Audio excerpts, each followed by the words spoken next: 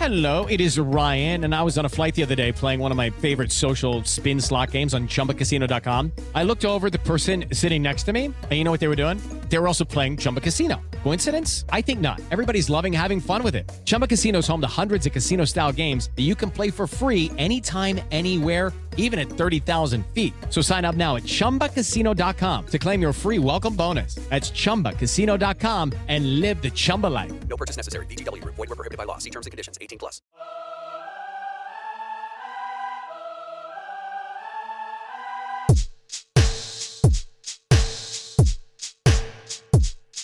Flipping back the calendar to highlight yesteryear's finest while exploring the vast archives in cinema history.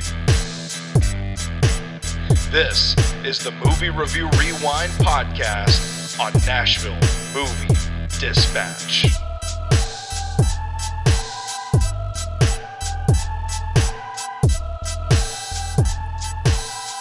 Welcome into the Movie Review Rewind podcast right here on Nashville Movie Dispatch.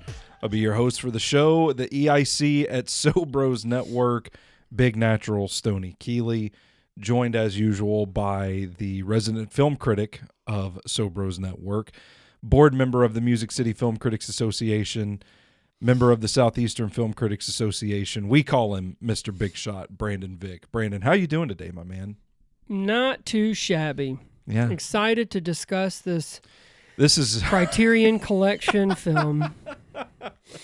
Yeah, there needs to be something for like the Sickos version of Criterion. Yeah. It's like the inverse, the Wario of Criterion, and this film would be leading the charge. Yeah. Yeah. Because it should be right up at the top. I mean, it is not exactly the worst movie I've ever seen. No. But because I do think there was some pop culture appeal for Tom Green at the time this came out. He was a big star. Yeah, for a certain crowd, like for MTV a certain crowd. Yeah, it was. For a certain crowd. Yeah. So I think there was some relevance, and there probably was, I don't really remember at the time, a demand for a movie like this. You're probably thinking it's going to make some money. Yeah. Well, it's one of those stories where I think, like, let's say it was made for like $5 million and it makes $12 million. It's kind of a quick money maker. But, you know, and I want to think this all was around the same time, but, you know, his show was pretty popular on TV. This came out in 2001, so it would have been about that time, yeah. And he did the Bum song. My Bum Is On Your Lips. Yep. And then, remember, Eminem did something and made fun of him, so... he's got an Eminem song. Yep, yeah. He's dating Drew Barrymore. I think Road Trip has already come out. He was in that. Yeah. He was in something else too, like in one of those type of characters. But so it makes sense. Yeah. That, so something like this. Now, how he was managed to pitch this movie, I'm pretty sure he was at least co-writer and he directed it.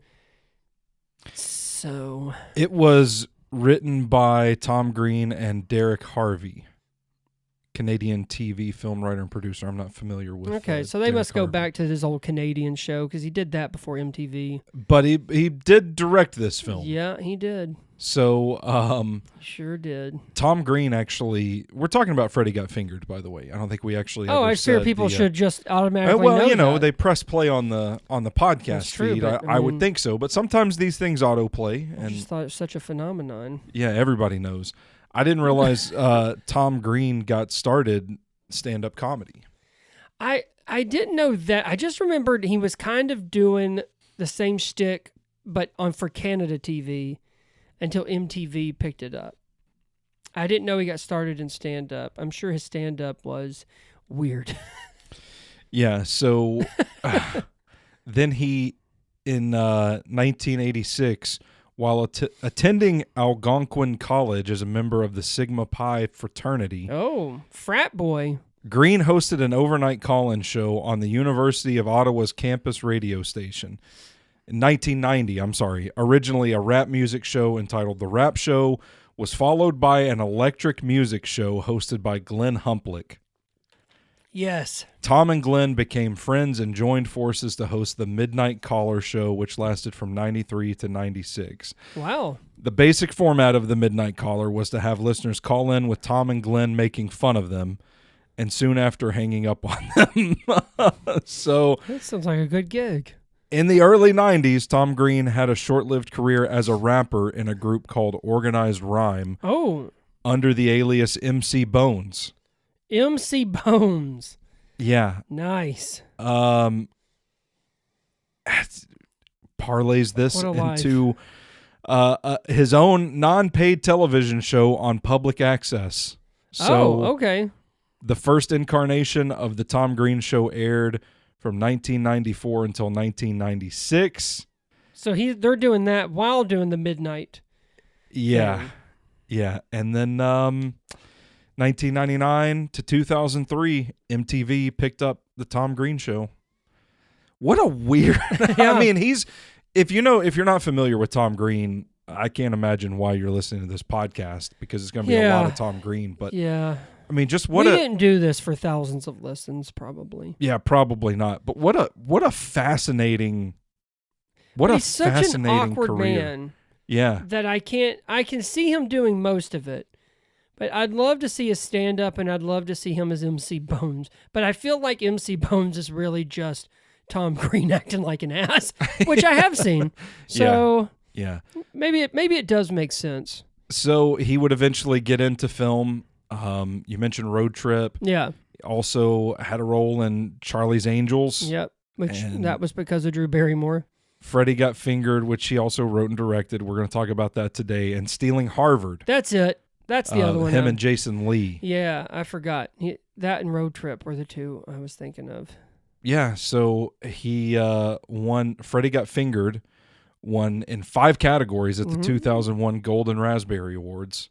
Mm-hmm. That's the Razzies. The Razzies given to the worst movies of the year. He won. He actually appeared at the ceremony to accept his awards, He had, making him the first performer to do so in the award's 20-year history. yes. Good How for about him. that? Good for him. That's a very on-brand thing for Yes, it is. Green. Arrived Yes. at the awards ceremony Yes. in a white Cadillac wearing a tuxedo and rolled out his own red carpet. After accepting the awards, Green stated, "When we set out to make this film, we wanted to win a Razzie, so this is a dream come true for me." While on stage, he began to play the harmonica and did not stop until he was dragged off. Well, if he's already there, Yeah. the hell with him. Yeah, so that's Nice. that's how Tom Green happened, That I guess. is, yep. That's pretty wild. I know I was a big fan back then. I was 14 years old. Oh, his show on MTV was hilarious. We were just talking before we hit record that I would like to go back and watch some of those shows now, because him and Glenn, they were a hoot together. Are you worried that it's not funny anymore? Yeah, absolutely. Yeah. Because I thought Freddy Got Fingered was funny when I first watched it. When we were 15 years old. Yeah, and now when I watch it back, it's funny, but it's also like kind of sad. It's kind of sad. It's kind of gross. Yeah. There's a lot we'll dig into, because Yeah. I wrote the same thing down. There's a lot about it that's kind of sad. Yeah, it is. So It's not quite the comedy I remember it being. yeah, but I was a big fan of his, and I thought the show was hilarious. And I think the thing that kind of made Freddy Got Fingered work for teenage versions of ourselves was the fact that he was so committed and on brand to his Yes. comedy. Like, I can't imagine, like, if you liked Tom Green at the time, I would imagine you would have liked this movie too, and you would have paid to have gone to see it. Yeah, yeah. It doesn't veer off too much from what you would think a Tom Green movie would be anyway. Yeah, I mean, fair really, enough. it wouldn't be. I think we'll talk about this. I'm more surprised of the other people who decided to be in it, but Yeah. not the guy that you either like his comedy or you don't. I feel like Tom Green, like the closest thing I can think of, however, as far as the way it's done, the way it's handled, and its success, But it's kind of sort of like a Conan O'Brien. You either get what he's doing and like it, or you think it's dumb or obnoxious, or it's genius. Now, I'm not saying Tom Green's comedy got to that genius point, but you either like what he's selling or you don't, and I think that's kind of it. I will say, I don't know if this was just my own like personal maturation process. Maybe he tried and I just wasn't paying attention because I had grown out of it or something. But I do feel like Tom Green kind of had the sense to sort of walk away when he was on top. Like, I don't feel like Tom Green lingered very long. No. He got his shit in. Yeah. Had his 15 minutes and then was just kind of like, all right. Yeah, and I think that's because I'm curious. I just want to look here. I know he did other stuff, but it was never to that point. But I don't know. I'm kind of like you. Like, I don't think he... I feel like he's one of those guys where he's like, my God, I made more money than I ever thought I would doing this thing. But I do think he has a podcast or something, or does something on you. I think he still does something in that same realm. He went back to music. Oh, did he? He went back to rap. To MC Bones. And as recently as 2019, he released a new album. My God, good for him. Yeah, so he is just, doing his thing. I didn't watch it, but it was maybe it was a year or two ago. But he was on the Drew Barrymore show. And they were catching up and talking about their relationship and stuff. But I want to think, like, there's a time where, like, he had a beard and long hair and there was, like, some gray in it. Like, it's kind of weird. It's kind of weird to see that people grow old. Yeah, it looks like he's still out there doing the Stray comedy show every once in a while. Is it mostly in Canada? Yeah, I mean, is it? Okay. I mean, hey, good for him. I'm guessing he just made his money and went back to do what he loves. Yeah, I think I hope we get to see him more in the States, since Canada will be our 51st state. Yeah, so that would be awesome. Should be good. So, Freddy Got Fingered. We talked about it having a budget of like $5 million and making 12, and we call it a success. Yeah, that was not the case. It was not viewed as a success. It made $14.3 million. Wow! But it cost $14 million to make. Oh no! Which surprises the hell out of me. Yeah. Where did all that money come from? I don't... What about this movie? I mean, practical effects? Like, they had to rent a helicopter? I mean, it does get... Wasn't there something about them talking about how... Maybe I'm mixing it up with something else, but they were like, no, it cost a fuck ton of money to rent a helicopter and fly it into whatever city. This is just like demanding that they do all this. I don't... I mean, maybe. That doesn't surprise me. Whether that's true or not, it wouldn't surprise me. Well, it was... it had that cool opening where it would freeze frame as Tom Green was going through on a skateboard. I was about to say the skateboarding. Yeah. Like, he wanted to work in... Since he was the director, he's like, we got to get some skateboarding. Because he does like skateboarding. I think he's actually like a good skater. Yeah. Because I think him and Tony Hawk would do stuff. Yeah, he actually can do a lot of stuff. Yeah. But, that just seems so... Which, I mean, I know it came out, 24 years ago or something. But, I mean, it just looks so crappy doing those, like, freeze frames. Yeah, yeah. And going through, But then at the time, I mean, I don't know, maybe that shit was cool. Maybe people on MTV are like, oh, damn. This is just what we need right now. This is just like the X Games. This is like, man, the teenage demographic's really going to connect with funny this. And can skateboard through a mall. Yeah. I just, let's dig into the movie now. I thought it was stupid, pretty bad, infantile. But I think we're going to glean something meaningful out of this film today on this show. Okay. And I think that's I think that's what keeps this out of the worst movies I've ever seen. But I want to ask you, as we often do, when I say Freddy Got Fingered, what is the first thing that comes to mind? A scene, a quote, an actor, whatever? I think of two things. I think of the opening with those drawings Yeah. when he's laying on his bed. Yeah. And I think of, Daddy, would you like some sausage? That's what I was going to say. Daddy, would you like some sausage? Yep. Those Like are the that two was- things I instantly think of. Where he has the sausages strung up to his fingers as he's playing the piano, and they're just all Makes over the no room. Fucking sense. It makes no sense whatsoever. Part of me wonders, like, okay, you've got a bunch of shit like that in this film. To set all that ton. up probably took some time and resources. So I'm wondering if just because of attrition, like all these stupid things they had to pay people, like an entire staff of people to work on all fucking day long. You've got like a day's worth of labor just to do this Maybe one it was stupid supposed scene. to be $5 million and they went over budget. Yeah, they went over budget, landed on 14, and were like, "Well, it costs $5 million to rent that helicopter and fly it downtown or Make whatever." it seem like that they were hostages. Yeah, that's just, I don't know. Like, But the I whole think thing of like he's gonna leave, they can't wait. His parents can't wait for him to leave, and then he says, goes, "I'm gonna make you proud, Daddy." Yeah. And then goes out there and it totally fails because he thinks he can just go and show people his animations or Yeah. his drawings. Yeah. And What I'm curious, like, what even is the synopsis for this?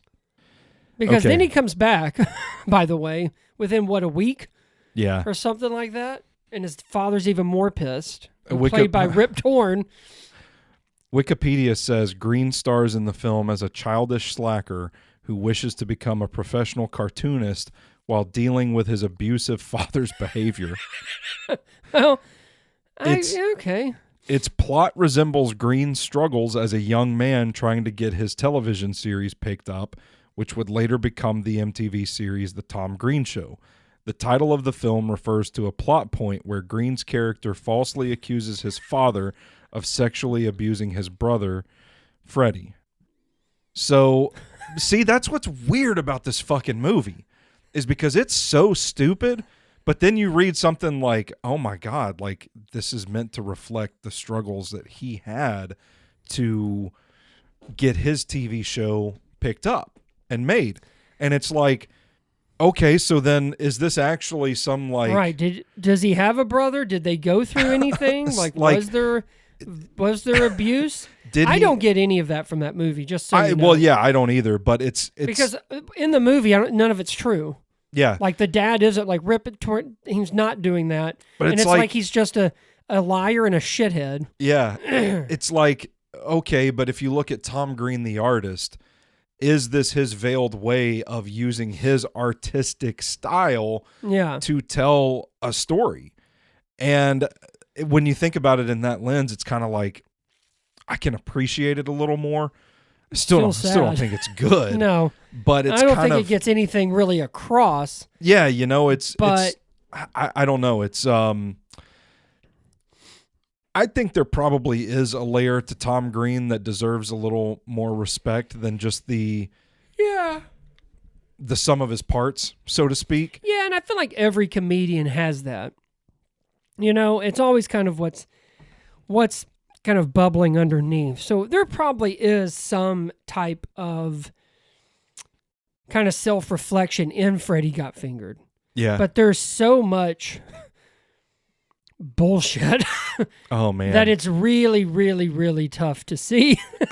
yeah, it's just And again, I remember laughing and thinking this was so funny. Not everything. I don't want to make it sound like even back then I thought this was the comedy, the comedy of my growing up. But there were some things I could really get into because I was a fan of the Tom Green that I was seeing on MTV and his, dumb music videos. But well, he really tests a viewer's patience with. Yeah.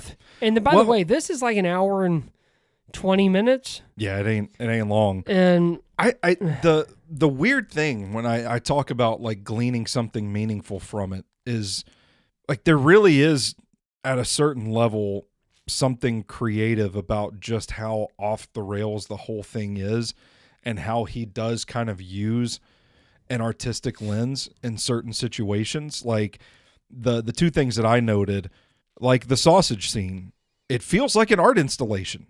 Like that kind of feels like the look of it, just the visual. Yeah. Kind of feels like something you would see at a museum somewhere. And like the photos of the Eiffel Tower being constructed when he's about to get his dick sucked is like, it seems so stupid, but it's kind of like you watch it and you're like, oh, that's kind of a creative way to. Yeah. But he could have gone in other directions that are probably far worse than just the Eiffel Tower. So it's like why? Okay, I don't know. I guess it's just it comes back to it's just Tom Green. Yeah, it's like you probably had some really creative artistic ideas in this thing, and then you just come back to, licking your friend's broken leg on the right. Yeah, like and is it a horse or? Oh, the scene where he grabs the horse's dick. He pulls over on the side of the road, grabs the horse's dick, and then it just cuts back to his family leaving the airport. But there's an animal that's dead. And when he gets hit by the truck. Yeah. It's a deer, and then he ends up pulling over and getting inside the skin of the deer. Yeah, and then wears it and then gets hit by the truck, which, by the way, I did note is still objectively hilarious. I mean, him getting hit by that truck and just how far, like, he's playing dead and how far he slides. There's some real physical comedy. And then that is he gets up quite and amusing. says, "Whoa, wasn't expecting that to happen," or something like that, and walks walks off. Like grabbing that horse. But you know what? I mean, I remember thinking of grabbing that horse's dick is like that's like I'm pretty sure he's done that on a show. Yeah, I just don't know why. I think that's it. Is that there's so much childish filler in this movie that makes absolute like it must just be. Like, even if it's supposed to mean something, it doesn't feel like it. Like, it means like you said, grabbing that horse's dick and then the family at the air. Like, what the hell?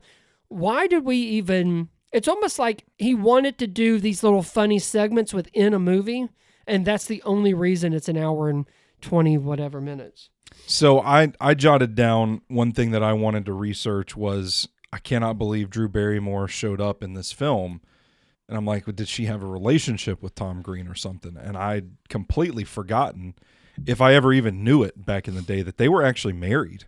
Oh, yeah, they were married. Not for very long. And how does that happen? She must like funny people. Yeah, I guess so. That's the only way. She just seems really out of place in this film, Oh, she is, because she can act. That's why. Yeah. Well, we've talked about how off the rails this movie is. It's just pure fucking chaos after pure fucking chaos. There's a scene in a hospital where he steps up and delivers a baby. Yep. I don't know why Tom Green thought that having a mouthful of food was so funny, because he does it in this film. Remember him doing it in his show all the time. Like just talking and eating with a mouthful of food. Where he just keeps going? And I thought that was the most disgusting shit. I think that and the horse's dick are the most disgusting things that made me feel like I can't believe I ever thought this was funny. Oh, I kind of had those same thoughts. Not necessarily those same parts, but as it kept going, I just thought, I actually started to question, like, didn't I pay to see this? I had a friend that bought the DVD when it came out, and I saw it for the first time. What a treat over at his house. And I think I later bought a copy of it, though. Like I had this in my personal library at some point. I have it in my personal library now because you do. I picked it up at Goodwill because I thought, oh, that's a movie that we've got to talk about on Movie Review Rewind. So. Yeah, no, I was happy to go back and revisit it, but I kind of, we've done these before, and it's occurred on the Drinking With podcast, but I had a pretty good feeling I wasn't going to feel the same way watching it this time around, being in my late 30s. Yeah, fair enough. But it's also gives you hope because I look at that and think, I could make a movie. I know, right? It's like, oh wow, his art was accepted. And now the fact $14 million. They gave him $14 million to make this. Like, man, I can write poetry. But then I think, like, what like the other castmates, when you read I'm assuming it's a script. It could have just been a coloring book with horse dicks drawn on it. They could have just had like a plot. Why? Like, what would make you want to do it? I don't know. Anybody in there that doesn't know or friends or married to Tom Green. I don't get it. But I guess an acting gig is an acting gig. And Tom Green's name had some relevance. So I guess maybe I answer my own question. Well, that's what I asked you. Like, how did they get Rip Torn to do this movie? Especially the scene where he's like drunk, he's bent over with his ass out, and he's saying, "Do you want to come fuck your daddy? Come fuck your daddy." I want to know, do you, as the director, did Tom Green have to give him notes? I don't know. I would be very curious. Say, we can't see your butthole. Yeah. It depends. Is this the time where Rip Torn was drunk and got a DUI and had that fun picture taken where him and Nick Nolte have some of the best mugshots? It could have been. Maybe. Could have been, yeah.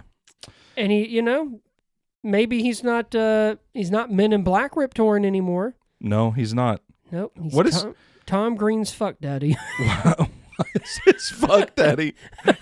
Tom Green's fuck daddy. What's Rip Torn doing these days? We haven't even looked. I think he died. Did he die? I think so. Oh man, that's a bummer. I don't know if that's true. Elmore Rule Torn Jr. They called him Rip. Doesn't say. No, he did. He did die. I thought he passed away. 2019, aged 88. Yeah. Did not know that. What's his filmography look like? What's the God. I know he was in a bunch of stuff. I'm curious to see if he... Good gracious, he's been in a ton of stuff. Yeah. I mean, my mind immediately goes to Dodgeball. No, see, I think of that, but I think of... I do think of Men in Black, and if you ever watched it, The Larry Sanders Show. Never saw it. He was... it was a big one, but... Oh, he was in B-Movie? He was in Marie Antoinette. Oh. I just will have you know... Welcome to Mooseport. That's something... Well, I don't know. Never mind. I take it back. He did all these after Freddy Got Fingered, so I guess it didn't affect him. Yeah. I mean, I guess you can't really take the blame for something like that. But I did see where in 30 Rock, he kind of got, a video game. But it does look like he kind of stopped. 2015, 2016, but he is in his 80s by then. And one of them was just a short called Men in Black Safety Defenders. But yeah, look at all the ones he did. Yours, Mine, and like Eulogy. There's Dodgeball. You said Mooseport. The Men in Black ones. He was in The Insider. Yeah, I saw that. But yeah, Larry Sanders, I always think of. Oh yeah, he was in. He did some voice work, which makes sense. You can't mistake his voice. So, let's see here. Yeah, wow. This is where I think there is something. I think there is a deeper meaning we can take with this movie. All right, let's hear it. Tom Green's energy, by the way, in this film. Watching this for the first time in 2024. I know we're released in 2025, but I watched it, took my notes last year. The energy just makes me nervous. Like I can't do that anymore. I think the most important lesson I learned from this film is that Tom Green is probably best served in doses of 20 to 30 minutes. Oh. And then maybe that's absolutely. And if you think about it, I think that's really all we ever got until this. Yeah. He didn't have like he wasn't the star of Road Trip or Stealing Harvard. His show was always usually 30 minutes, music videos, stuff like that. Mm-hmm. Yeah, I agree. I think he's very much one in that it has to be in doses.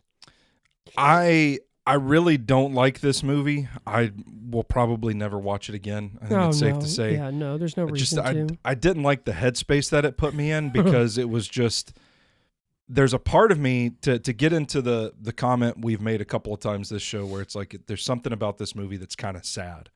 Is that I think there is a timeline in the multiverse somewhere where this is like the glimpse into a mind going through like a mental break or something. Like, it's actually a really sad movie if you take it that way, as this glimpse into Tom Green's mind, the theme of growing up, playing the way that it does with this sophomoric humor. The movie just kind of feels schizophrenic the way it jumps around, or like surreal scene to another, and it just doesn't feel real. The character can't hold down a job. He has no real deep connective relationships with people. It's all just this like superficial shit or just stuff that doesn't feel real. Like, it feels like what a schizophrenic mind may project a relationship with a father would be like. Yeah. It does make you question your sanity. The people around him are kind of appalled by him. Yeah. It's a very unnatural existence, and so it feels almost like the whole movie is just a delusion in itself, and that it is its own fantasy. Yeah. I'm not saying Tom Green set out to say, hey, we're going to make Freddy Got Fingered, and it is going to be this incredibly deep, reflective film that you're going to have to interpret. Is this real or is it a fantasy? Yeah. But I think what I'm saying is, like, from a critical standpoint, I think if you think of the film that way, I think it makes it a little more interesting. It could. It could. I do think there's a whole, like I said, of questioning your own sanity when you're watching it, much less his. It does feel very isolating. It's lonely. Yeah, it just feels like... But then he also plays it up to be like this comedic, clueless idiot. Mm-hmm. But I don't really know. Whichever way you want to kind of describe it, it's still, at the end of the day, it's just not a good movie. It's not a well-made movie. It's not a well-made movie. It's not a funny movie, really. It's too much. Yeah. It's way too much. And it just kind of feels like, to me, it's like, well, we're just trying to capitalize on the popularity of this show at the time. Yes. Again, I'm just amazed that he got a budget like that. Clearly, he never got it again. But I'm more of amazed that he was able to do it, and it got... Now, listen, in this day and age, not a chance that shit goes to theaters. Not a chance. No. But... Yeah. I think they call it striking when the iron's hot. Yeah. And I think ultimately that's where the film lands for me.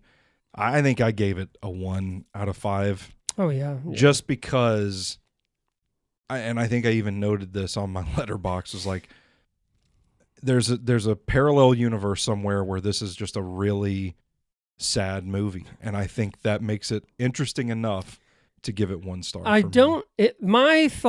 My thinking is, I never give, unless I really despise it, but I never go below 1 star because I feel like it's an accomplishment that you just got something made. Yeah, I fair kind of enough. start from there. And so, yeah, Freddy Got Fingered rightfully deserves at least a 1 star because somehow, some way, they connected all that chaotic shit and called it a movie and released it, and it made its budget back.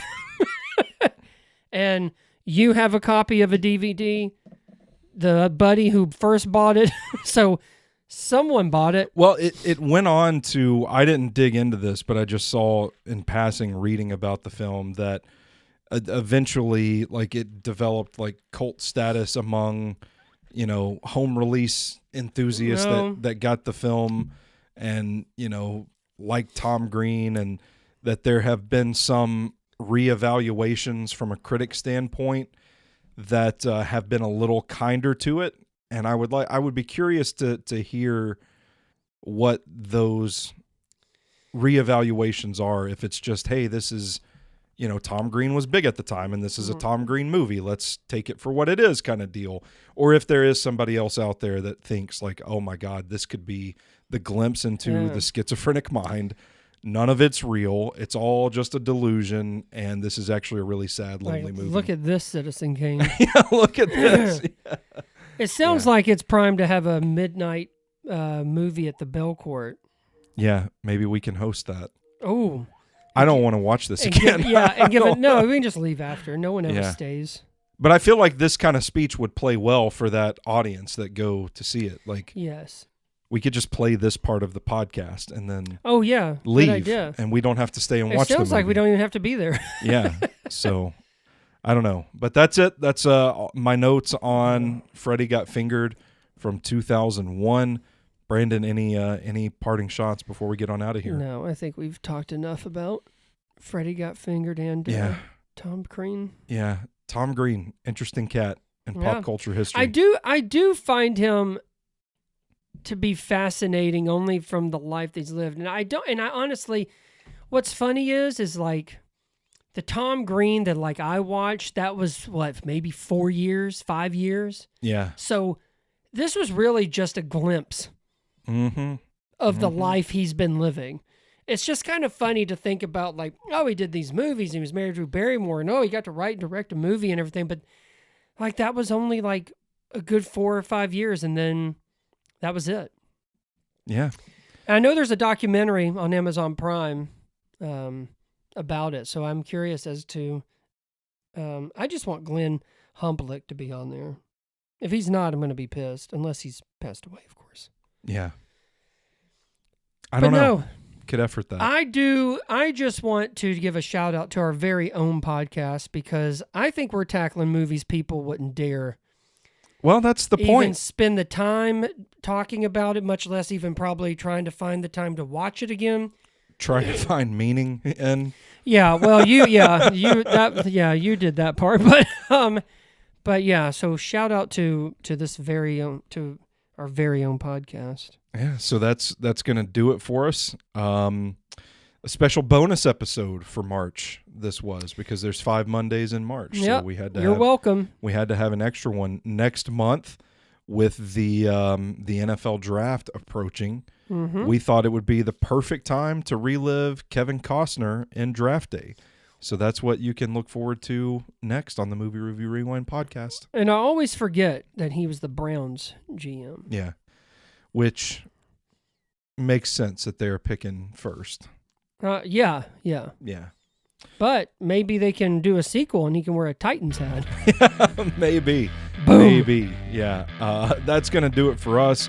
He's Mr. Big Shot Brandon Vick. I'm Big Natural Stoney Keeley. Thank you for tuning in to the Movie Review Rewind podcast. Check out all of our work at NashvilleMovieDispatch.substack.com and search Nashville Movie Dispatch wherever you take in your podcast. We are out there. Ain't too hard to find. We'll see you next month for Draft Day on the Movie Review Rewind podcast. And until then, you stay classy, moviegoers.